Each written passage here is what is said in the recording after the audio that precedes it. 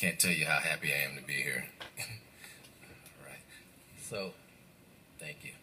The title of my talk is called Thompson's Flash of the Spirit and the Afroscape Ghost Dance on Film. I'm dedicating this lecture presentation to C. Danny Dawson, the late great Dr. Kimwandende Fukiao, and of course, Professor Robert Ferris Thompson.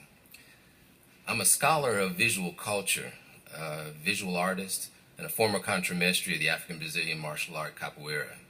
In each of these expressive disciplines, Professor Thompson's landmark work, Flash of the Spirit, has been a key text to enlightening me about the direction of my work, most profoundly in instances when it doesn't explicitly address the discipline that I practice. I was enlightened about the Congo roots of capoeira when I was a teacher of the art form. As a visual artist, the Congo Atlantic writing systems, along with their form and syntax, become prominently featured in my drawings and installations. And finally, as a scholar of visual culture, Flash of the Spirit became foundational for me as a text to reference the Congo Atlantic world in the visual field and profoundly influence a critical lens through which I view it called the Afroscape.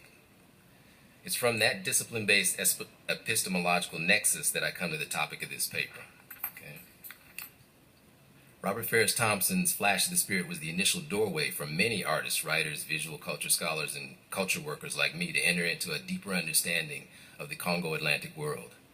Chapter 2, titled The Sign of the Four Moments of the Sun, Congo Art and Religion in the Americas, is a particularly profound section of Thompson's cornerstone text. It's renowned for widely introducing the work of the late great Congolese scholar, philosopher Kimwandende Fukiao to many Africana scholars, and for explicating Central African philosophy by way of the circular Congo cosmogram that a lot of people have been talking about during the conference here. The cosmogram became a key hermeneutic image for unpacking transatlantic African diasporic art. With that ideographic image, called the Yawa or Dikenga in the Kikongo language, a way was opened to a more profound understanding of the circular horda within which the African-Brazilian martial art capoeira is played, the African-Brazilian ritual ground drawings called pontos ciscados, the imagery in Haitian Vodun's Veve ground drawings, and Afro-Cuban ground drawings called firmas, just to name a few. So with this presentation, though, I will unpack the compelling imagery in director Khalil Joseph's short film titled Until the Quiet Comes by applying the notions of Congo cosmology and philosophy found in Flash of the Spirit.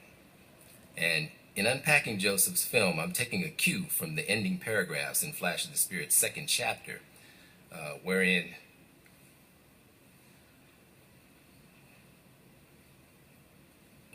Professor Thompson gives an appreciation of the self-taught black artist Henry Dorsey. Thompson declares that his appreciation of Dorsey's innately Congo-influenced artwork is an indication of, quote, marvelous things to come, unquote, and that we, quote, black artists everywhere will, quote, awaken to the implication of this current, referring to Congo aesthetics and philosophy in Atlantic black art history. So I propose that the compelling imagery in Joseph's brilliant short film and my ability to map its aesthetic using the notions of Congo philosophy found in Flash of the Spirit are both proof of the prescient nature of Professor Thompson's declaration. This film, Until the Quiet Comes, was released in September of 2012 and was the 2013 recipient of the Sundance Film Festival's Short Film Special Jury Award. Until the Quiet Comes, with music by Flying Lotus, is one of several films by Khalil Joseph, done in collaboration with contemporary musicians. They're not music videos as much as short films enhanced by contemporary music. Joseph's past collaborations have been with progressive hip-hop artist Shabazz Palaces and Afro-Brazilian musician Seu Jorge. We can safely say that he is somewhat aware of African diasporic spiritual practices and cosmology because he titled one of his previous films starring Seu Jorge, Oshun and the Dream. Oshun, of course, being a prominent feminine Yoruba deity found throughout the African diaspora spiritual traditions in Brazil, Cuba, and the United States. So now, if we examine the narrative spaces depicted in this film with what I call an Afroscape critical lens, then we can interpret the images presented to us in a way that makes clear their affinity with African metaphysics.